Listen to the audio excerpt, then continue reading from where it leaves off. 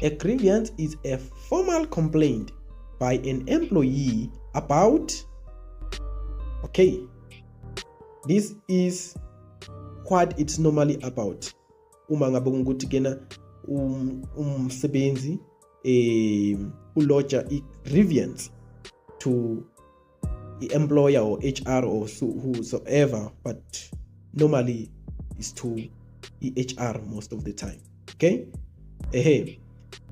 We lodge based on the following reasons. 1. Unfair treatment. If you feel you've been unfairly treated, you can lodge a grievance.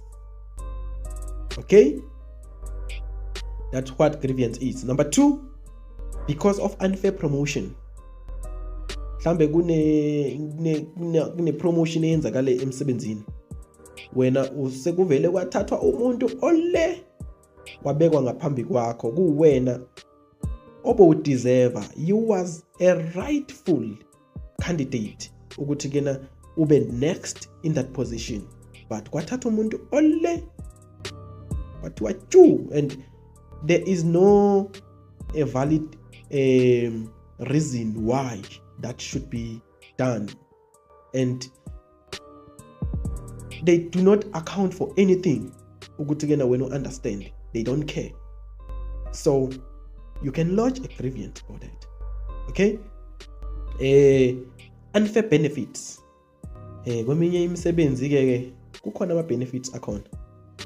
Mhlambe anwatholi nalawo ma benefits, or khona aba benefita ungdlula abanye unfair.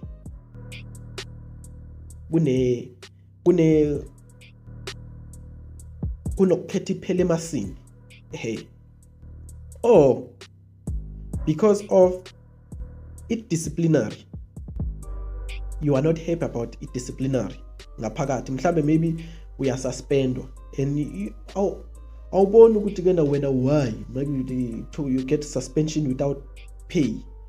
Let's say mhlambe maybe la usebenza khona kufike omunye umsebenzi wenza something wrong, then mhlawumbe bathi kena wena bekumele bezwe ngawe whatsoever, but mhlawumbe uya playmaker somehow and you don't feel like usungazo suspend for that.